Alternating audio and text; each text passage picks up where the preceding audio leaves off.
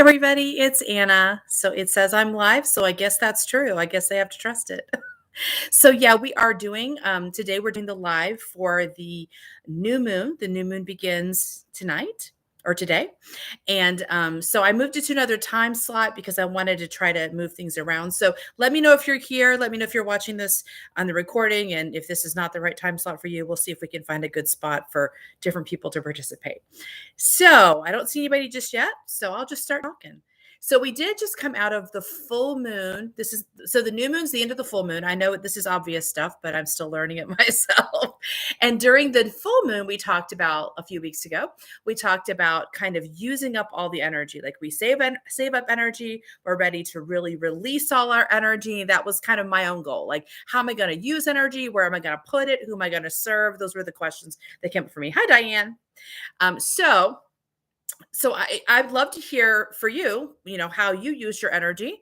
I can tell you that my energy was used in a surprising way because I got COVID last week. And so I spent about a week using up all my energy to fight COVID.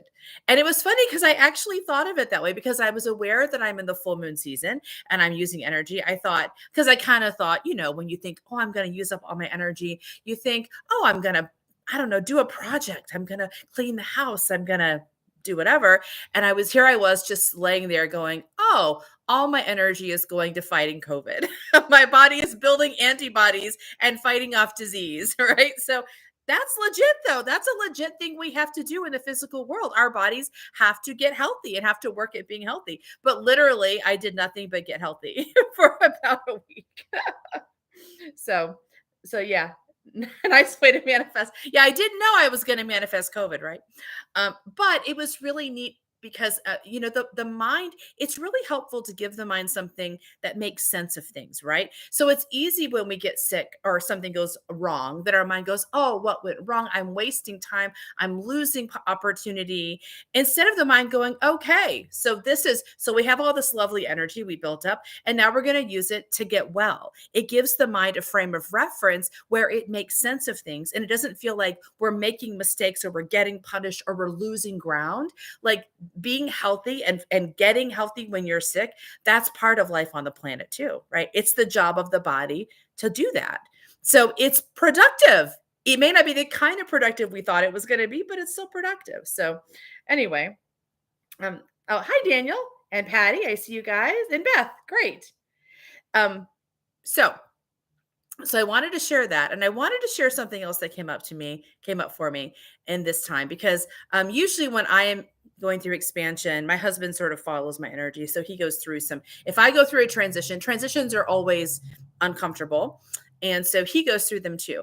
And so we're in this transition right now. Well, we started it maybe a year ago where we were trying to see how we could broaden our experience with money, because we have this experience of money where it just sort of shows up for us when we need it, but we don't have any extra, right?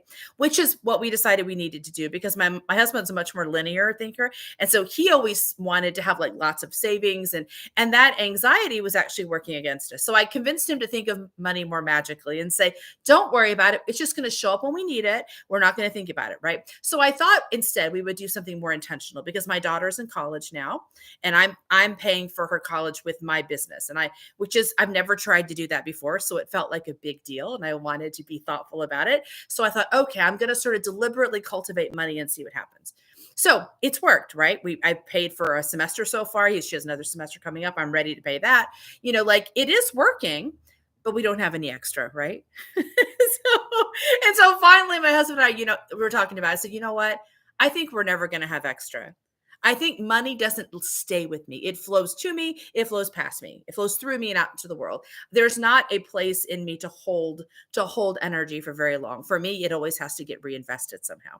And with that thought, I think my mind finally went, oh, okay, well, we're never going to really be independent. We're never going to earn our keep, right?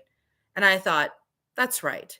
We're never going to earn our keep, because you can never earn your keep on the planet. Right? There's so much blessing we are given purely from grace. Every breath we take is given to us. We can't earn it, right? There's so much investment of the universe in us that, and the universe has an unlimited capacity to invest. And we are in the physical realm. We have a limited capacity to invest because we have to take care of ourselves. We are in needful of investment, right? So there is something limited. We can't possibly outgive the universe. Is how they always say you can't outgive God. You can't outgive the universe. So the universe is investing more in us than we can invest back. But what we can do and what we're here to do, I think, is to create the particular alchemy that comes when the divine and the human come together. So what we're doing is creating magic. And we do that because this is the only place that happens where the human and the divine are together is where magic happens. And so what we're giving back is magic. And that's what we're here to do. And that's why the universe is happy to invest in us because it wants to support us in creating the magic that then goes back into the universe. That's my theory, right? It's kind of like, if you have a really fantastic artist, right, who's just brilliant at what they're doing, you don't want that artist to be taking a lot of time paying bills or cleaning the house or even making food. Maybe someone's going to provide that so the artist can do what only that artist can do, really, and generate something special that only that artist can do. So I feel like that's sort of our relationship to the universe. It's just hard for us to get there because we keep being told we have to somehow earn our keep. We have to prove ourselves. And it's hard to imagine that making magic, our own version of magic, playing, is the gift we give back. But it is. And I think that's helping the mind learn to see it that way. And also that means you also have to trust that you're loved, which sounds like it'd be easy to do, but it's really hard to do that. We have to kind of constantly reassure our minds and help our minds see evidence that we are loved. So hi, song signs. Pluto in second house. Pluto in second house, transit hope. Now I'm going to be rich now. Okay. And bodhicitta. Oh, okay. That may be a reference to something I'm not familiar with, but I think that, it's funny because I think that idea of we're getting wealthy, we actually are wealthy. It's just that we don't realize that it's there. We're trying to earn it. So if you only agree to the wealth you think you've earned, that's actually pretty limited because, how much energy can go into, how much do you think your energy is worth? How much do you think your suffering is worth? How about that? Is suffering worth more than energy?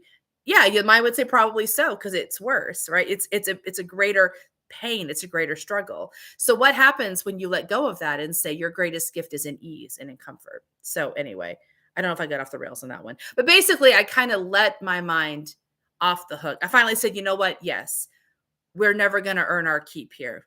We're just going to play and let the universe take care of us. That's what's going to be, because that seems to be what I'm here for, is to try to create magic, to do healing, to work with people. That's what I'm here for. That's what the universe wants me to do. And so it's the universe's job to somehow make that work. So far it seems to be working.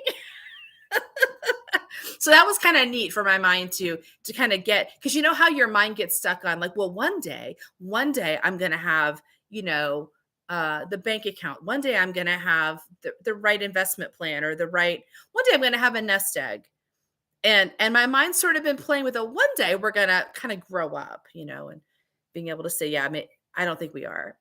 I mean, I'm almost 50. I think this is the horse we rode in on. This is the horse we're going to ride out on. So anyway, so Astrology Outsider, you do a great job sharing your magic. Well, thank you. That's my goal. So that all being said, that was my experience for the last 2 weeks, which was dominated a lot by COVID. Now I'm exhausted again, like I was in the first new moon. I feel like, yes, I am completely at zero. Zero is a good place to be in, though. It's always been my theory. Like the idea behind, in religious traditions, they talk about fasting, or, going and kind of emptying yourself. And the reason that's a good practice, I don't necessarily mean you literally want to fast, but the reason it's a good practice is because everything gets quiet. Like you kind of stop, you go down to empty. You don't have enough energy to like think or to question you're just at this 0 point, right? And that's when everything's quiet, is when you start hearing. The only voice that can get through is the voice of your intuition now, because the mind's sort of gone still, right? The mind doesn't have any energy to fight you anymore. It doesn't have any energy to speculate or imagine what'll happen. Everything gets quiet. And I feel like there's something about having zero energy that opens that gate. So Diane, you said, don't disagree with that statement. I am doing, how do I impress the hiring manager? And the energy went, wait, sorry, I can't read it. Okay. How did I impress the hiring manager? And the energy went for Ace of Swords to the Lovers by the end of the chat. Oh, nice. Yeah. So I think that's also true that when you're in your magic, like other people feel it and respond to it as well. So, and the world just sort of opens up. It's always about how easily we step into the magic and how willing we are to let it come back to us in its own way. So I thought, because this is the new moon, and I guess because I know I have that the moon tarot journal, the moon journal that's talking about all the different types of things in the moon, that we are moving into the next full moon, which will be a wolf moon. And it'll also be a full moon in Leo. So those are two things about the new moon that we're moving into. And we're currently in the new moon in Capricorn.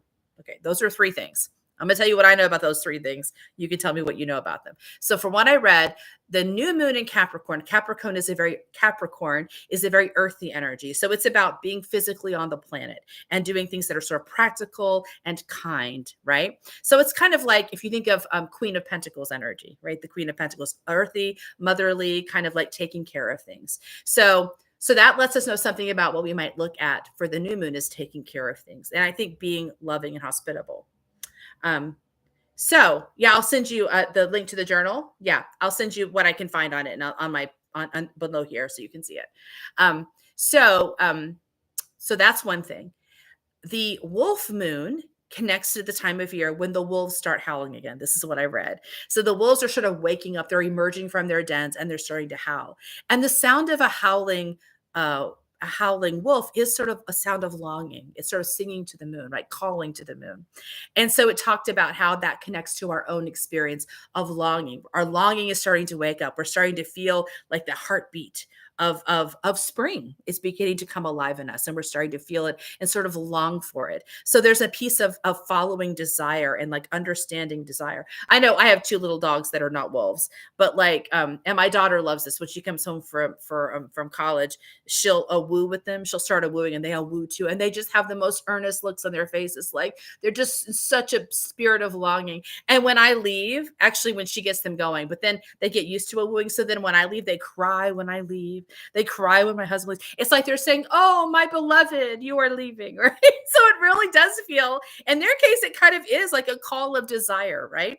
So it was talking about how in the wolf moon, we're kind of being drawn back into our desire, like the sap is moving in the trees again. So I thought that's something interesting to look at. And there's a wolf in every dog. Absolutely. My dogs think they are wolves, but they're little bitty mutts. So, hi, Bonzo. Yeah, yes, you were just an I. Yeah. And then Roy, song signs. Yes. Yeah. So that's something to think about, right? We've got the Capricorn new moon, which is about caretaking and loving kindness and physical stuff, like soft pillows and warm bread and all the things that make us feel like happy and comfortable on the planet. You also have desire, which is like the aspirational. We're starting to long for something we don't yet have. Then there's the full moon is also in Leo. And Leo is this vibrant, big, like self-love energy, kind of like, yeah, I'm kind of fabulous, right? So there's these three different pieces of energy sort of maybe coming together and giving us an opportunity to see what we might surface in the new moon. And so I thought for the spread, we could ask three questions that sort of tie those three together. The first question could be, and you can definitely pull out your cards if you want to use them. I'll pull a spread, and if you can use mine, whatever you want to do. But the first question would be, what is the longing that is surfacing in me? The second question would be, how do I support that longing?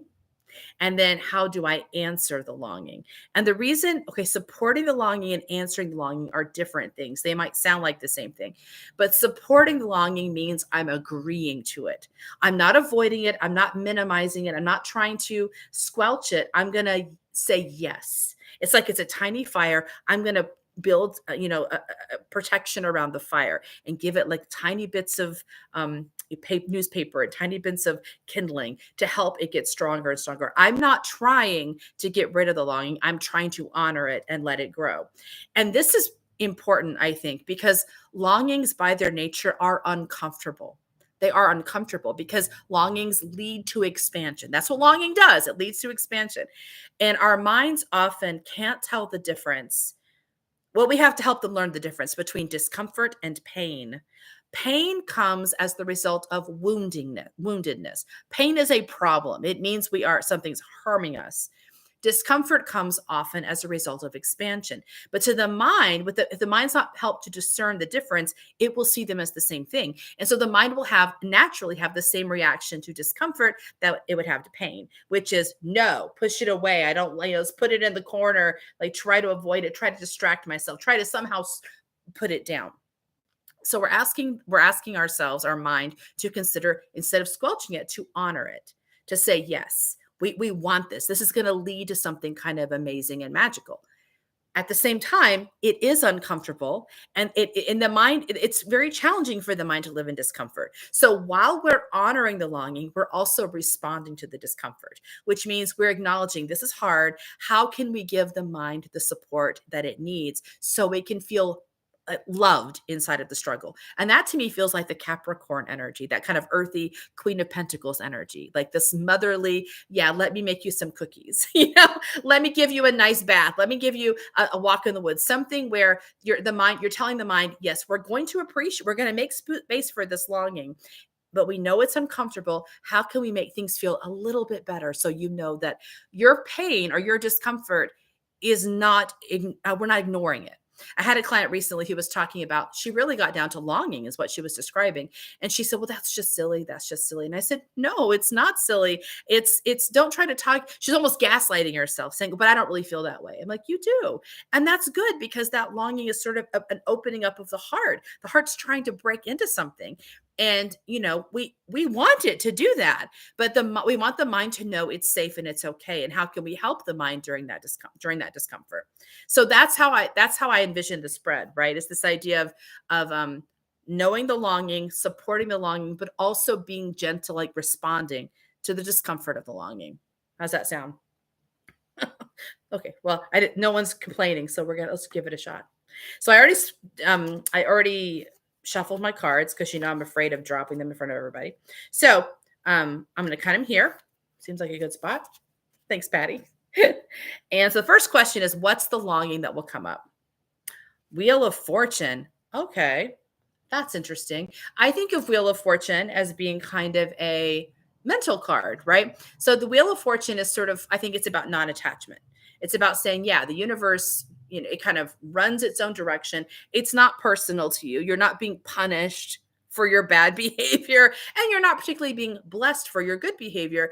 The world's in a series of patterns, and we're part of the patterns. But the trick not the trick, but the lesson of Wheel of Fortune, I think, is that our souls are very clever at navigating all the patterns, and our souls can find beauty and blessing everywhere, even in the circumstances that we don't like, that we didn't pick. It's like when me getting COVID, my mind going, oh, well, this is probably good, because I had never had COVID before. And it's like, COVID's in the air now. My body probably does need to build up some antibodies, its own antibodies to COVID. I had the vaccines and stuff, but like maybe my body did need to have an interaction with COVID. It's good for my body to have COVID. So the idea of like, there's something blessed in this. And the mind, I think the Wheel of Fortune is the mind knowing that. And so the mind recognizes its preferences. Yeah, I prefer this to this, but in any circumstance, I am clever enough and quick enough to look past the obvious struggle and find the blessing.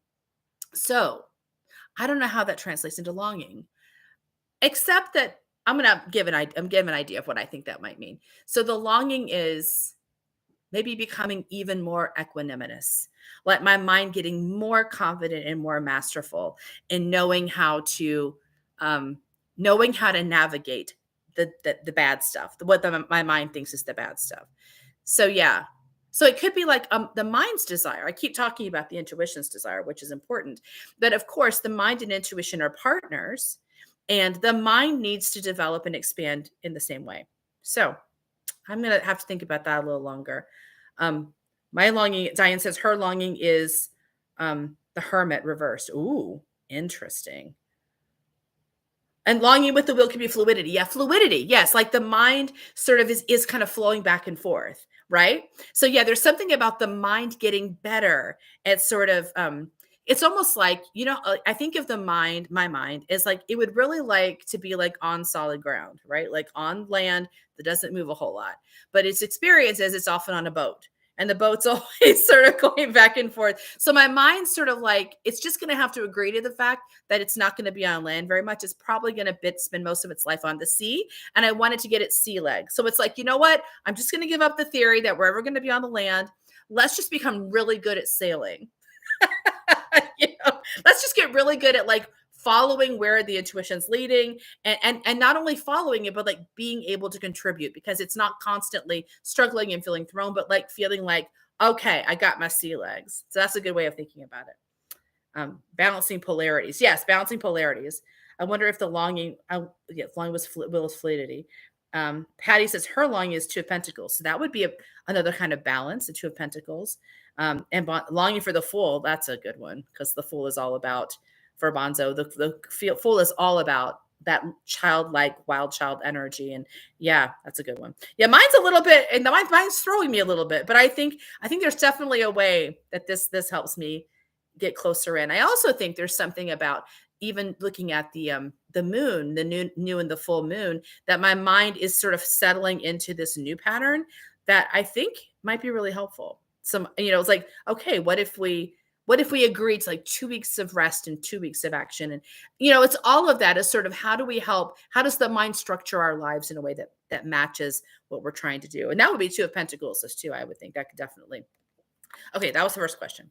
Second question is, how do we care for the longing? So we're going to try to create space around it and let it break us open, the way it will. So that will be the World reversed. Okay. The World reversed. It's putting me through my paces a little bit. So the world is the final card in the major arcana. So it's the point of like triumph where, yes, we've crossed the finish line. Look at us. It's very good to do that. It's important to kind of tell the story, get it to the end of your story and tell the story in a way that you are the hero of your story, as you should be. When I see the reverse world, I think it tells me, it reminds me not to focus on the end, which is actually kind of an important step for intuitives. And the reason that is because intuitives, we're not really working towards an endpoint. We're working towards a feeling in the current moment, right? So like, I don't know and I've been asked so many times, well, are you ever going to do this? Are you going to do that? I'm like, well, I don't know because, I'm not doing it today. So I don't know. Like, am I ever going to write another book? Am I ever going to do this? I'm not being cute. I'm just saying I actually don't know because I'm not living that day yet. So there is something about the linear world where there is a goal you're trying to achieve, and here are the steps you take to achieve it, right? But that can be very tricky when you're not a linear intuitive. And I keep hearing, especially with the moon stuff, like I'm looking at more moon stuff. And one thing that keeps coming up is like naming your intentions. And I think that's okay, but I think that's sort of a linear take on it. Like, name what you want. Well, I don't know what I want to make happen. I just know how it feels to invest my energy. I know how it feels to gain energy, right? It's more of a sense, and I'm a heart intuitive, so it's more of a sense of the heart. So I can't get too caught up in what the end will look like. Oops, maybe I don't know if that's got out. What the end will look like. I have to look at what the day looks like, what the chapter. I can't get to the end of the book. I can only look at this current chapter. So I'm not sure if we're still okay, good. There's still people around. Okay, so Diane says the Four of Cups, walking to the fourth cup and using the other steps to the new cup. Yeah, very cool. Okay, yeah, Patty says she's here. I'm glad. Okay, so all right. Yeah, I'm going to have to spend some time with the spread. It's not immediately. It's a little bit tricky for me. I was expecting something different. The tarot does that to us. Last question is, how do I respond? So if I'm going to be experiencing the discomfort of the longing, I'm going to be honoring it. How do I comfort or bring peace to myself inside of the discomfort? All right, third card. King of Wands reversed. My goodness. King of Wands reversed. I mean, this whole spread. Okay. King of Wands. Let me just go through what the King of Wands is the master energy of passion and power and invigoration and enthusiasm, right? The reversal I would read as an internalization of that energy. So somehow feeling the mastery of it within myself, like feeling like kind of feeling your own oats. So you're not necessarily the king is sort of an outward figure of mastery. So often the king of wands can be someone who like gets a team together and gives the vision and everybody goes yay and they run towards the vision, right? The reversal is like, yeah, I'm not doing that out there, I'm doing it in here. Oh, okay, so let me think of it that way.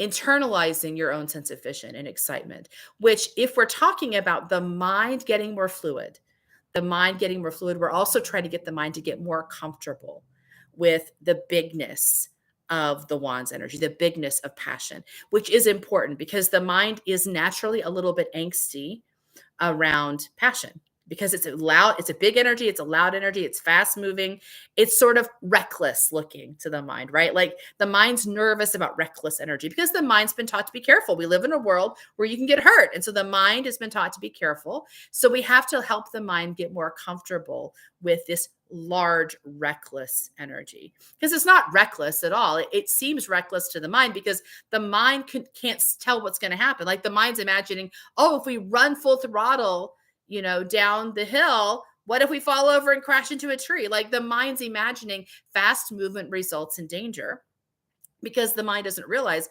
that the passion knows where it's going. Like the intuition can see beyond what the mind can see. And so it's not running blindly.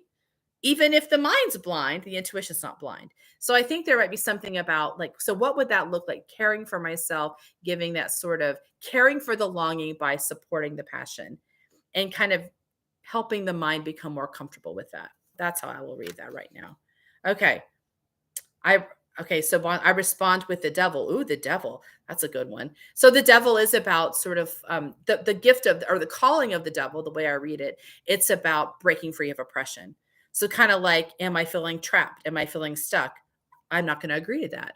Like if I can tell I am stuck, I can claim my own energy and break myself free. So the idea of not agreeing to oppression, not saying, well, the world's bigger than me. I can't move. I'm stuck. But saying, no, I protest my own oppression. I protest my stuckness. So that's something that's interesting as a way of soothing you and responding is saying, I'm agreeing to the discomfort, but I won't agree to oppression. I mean, one thing of looking at that. And Patty says, my card is Queen of Wands and card 3. Card 2 is Queen of Wands. So that would be caring for ooh, that's nice because the Queen of Wands is about that sort of responsive energy of magic and witchiness. So like letting yourself step into that responsive sort of broadening passion and confidence. And strength is card 3. Oh, wow, that's great. Strength actually reminds me a bit of the King of Wands reverse as I'm reading it now, which is making friends, like having that angel energy, make friends with your vital energy. Like you're building a relationship where we're not scared of our bigness or the lion. We're not scared of the lion. We love the lion. We honor the lion. We want the lion to be free to play. And so there's I think of the angel as being the soul energy that's like loving the lion and making friends with the lion, right? And so the idea of creating friendship and letting this part of you that maybe has been treated kind of badly because we're scared of it. People have told you, oh, you need to be smaller and quieter and don't do that. Kind of letting that energy out, not only letting it out, but like really celebrating it. That'd be one thing. Yeah. Which also feels a little like the devil, like the idea of like not being oppressed by others. Okay. Diane says 9 of Pentacles reversed, Justice reversed. Oh my gosh, there's so many of these. The World, 7 of Cups, the World. Okay, so lots of cards. Having the courage to face the world as me. Yeah, so it's interesting because whenever there's courage needed, it's not the intuition that needs courage. The intuition doesn't even recognize there's any danger, right? The intuition is sort of that magical wild child that's almost pure spirit or maybe perfectly pure spirit. The mind is the part of us that has learned there is danger in the world. Not only is there danger, there's injury, there's death, and there's hunger. So that's what the mind has learned. So the challenge is always in the mind, helping the mind to realize that we're not in the danger it thinks we're in. and or at least not the same kind of danger it thinks we're in. But we are part of a physical world, and that means we're going to die. So the ultimate problem the mind has is keeping us alive, and it can't ultimately. so, so it's like the mind is sort of obsessed with something that actually it can't solve. And as it puts energy into solving it, it's failing. It fails. So we want the mind to we want to acknowledge that we're not going to live forever, because that's true. And that's what the mind's worried about. But telling the mind, let's just let go of that. You're right. We're going to die eventually, but we're not dead right now. So just put that on the back burner and let's see what we can do today. So it's redirecting the mind from being afraid. And even the courage to be yourself is ultimately the fear of getting rejected and then starving, because that's what happens in a like tribal society. If you don't fit in and you get kicked out of your tribe, well, then the lions eat you. That's sort of an ancient, it's true, that's sort of an ancient understanding of the tribe, and that used to be necessary. But we are in a place now where that's not this, it's not the same level of danger. If you get rejected by somebody, you're not going to get eaten by bears. That's not what's going to happen. But the mind doesn't know that yet. We have to like walk the mind back from this, and it will. And the mind also has learned it did get hurt. There has been a time probably when someone rejected us, and it felt like the world came to an end. And we also have to heal those pain points, because the mind still remembers when we were 5 and our best friend betrayed us, and it felt like the whole world was coming to an end. So we do have to also be mindful of the old pain points that have to be solved. They have to be released. Until we release them, the mind really can't let go. So there's lots of pieces to this, but anytime you discover there's fear, there's anxiety, there's the question of, are we going to be safe? That's always the mind telling us that it's coming, it's encountering a problem. And mostly a lot of us as heart or body intuitives, which are pretty much anyone who resonates with me, that's who they are usually. We have learned that the mind is working against us. Like the mind is being too stubborn or too fearful, and we want to play, but the mind won't let us play. There's this sort of battle we're having, and that battle needs to be ended, because we need to work together. The mind needs to be able to be part on a team. And so whatever the mind needs help with, that's a top priority. If the mind is scared, we want to address it, which is one reason we talk about how do you respond? How do you caretake during the time of struggle or during the time of longing, the surfacing of longing, is we want to take seriously the mind struggle and not act like the mind's just being a jerk, because it's not. It's the part of us that's living in the human world, and its ability to pivot is where the magic comes from. So, okay, Patty says, if the mind wants to keep us alive, what does the intuition want to do? The intuition wants to play. The intuition wants to funnel in magic, right? And so for all of us, it could look very different, but it's about, the intuition is like this magical fairy energy, right? Or it's the wild child energy. It's a child who wants to play, and doesn't realize there's any limitations on its play, right? Or in his or her play. So the mind is the part of us that navigates the physical world. The wild child's the part of us that doesn't really bother to navigate the physical world. So when you see someone who's like a Peter Pan, that kind of Peter Pan complex, that idea of someone who never grows up, that's someone who's probably, their intuition is very much in lead and their mind has not developed properly for some reason, because the mind doesn't know how to function. So the goal in a human life is to have the wild child energy, which is when you're younger. Then something happens, we all get hurt, and the wild child goes to sleep. Or I don't think it goes to sleep. I think it runs off in the woods. And the mind takes over. Okay, how are we going to do this thing? We're going to make a plan, strategy, come up. We're going to educate ourselves. We do that for a while. And then at some point, that's not enough. Even if you're quite successful doing that, you go, you know what? This is boring. This isn't very much fun. What I really want to do is play. And then there's an opportunity for them to learn how to work together. That's how I see it. So, yeah. So, yeah, the mind. And then the mind's job becomes, once you get the mind to stop fixating on keeping us alive, it will offer its gifts to help the intuition do what it wants to do. Like if you want to paint, the mind's the part of you that goes and gets the paint and the canvas and creates a space for you. Like it facilitates what it means, how we survive on the planet. So, the skills of the mind are important, but we want them to not use it. We don't want the mind to use its skills just to keep us alive anymore. Unless you're in survival mode. If you're in survival mode, then that's the mind's job. If survival mode gets boring, or you get tired of it, or you feel constricted by it, that's usually when we slip into We want to finish surviving and move into expansion, which is usually where people come when they meet with me. They're like, yeah, I'm tired of just getting surviving. Even if I'm very successful at surviving, I'd rather do something else. So yeah. So that's all I had for today. Yeah, feel free to keep sharing. The mind is supposed to die. Well, yeah, everything is supposed, anything physical dies, song signs. Yeah. I mean, because this is only temporary. That's why only magic can only happen where there's some limitation, right? And where the physical world and spiritual world come together and they're able to partner, that's where all the alchemy is. It's not in the same things coming together. It's in the almost the opposites coming together, like the spirit and so everything is supposed to die. Well, I mean, everything's supposed to finish on the physical plane, and then it goes on back to the spiritual, and then maybe it comes back. We don't know, right? That's a theory. But Patty says, I feel it's been very recent for me that I've realized that I want to invite intuition back into my life.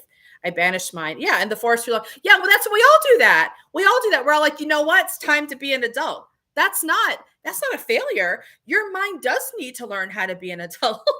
I mean, your mind needs to learn how to function in the world so that it can bring that back.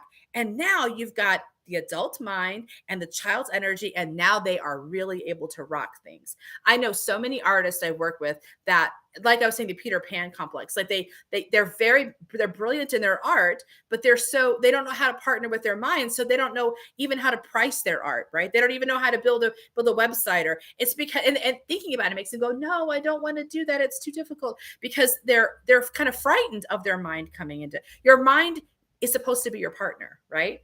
And I say it's supposed to be.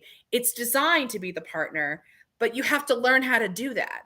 And no one teaches you you can't do it when you're too young. You got to live for a while and like get good at living before you're ready to integrate the two. So yeah, we tend to be very hard on ourselves and say, oh, but I set my intuition aside and that was so wrong of me. No, it's what you do. If we were pure spirit, you wouldn't do that. You would just play in the woods all the time, right? But we're not pure spirit. And the Fool is designed to walk through the major arcana. It's designed to be matured and to brought into fruition. So the Fool is not ever supposed to it's supposed to have the journey, and this is the journey. So anyway, so I want to make sure we don't like beat ourselves up because we're like, oh no, I've abandoned the wild child. Everybody does, because I feel like I'm in the sun. Everybody does, because you can't learn how to live without doing that, you know? So it's okay. It's okay. And I think it's really fun, even looking at these 2 weeks at a time. We're saying, yeah, for the next 2 weeks, we're going to focus on this. Like whatever has happened, whatever will happen, all the power is right here. And so like, let's not beat ourselves up for what we didn't do or did do. We don't worry about what we might do. All the power is here. And yeah, so let's focus on the here and now. So yeah. Any other thoughts or questions before I close for now? I'll plan to have another couple weeks. We will plan to do the full moon, which will be the wolf moon. Maybe I can get my dogs to a woo for us. I don't know. See if I get if my daughter's home, she can get them to a woo on demand. But okay, well, if not, I will plan to see you all next time. So have a wonderful next couple of weeks where you're letting your longing build, and you're just letting your energy build, like resting, taking some time to like let your cup get refilled. I will see you next with the wolf moon. Bye.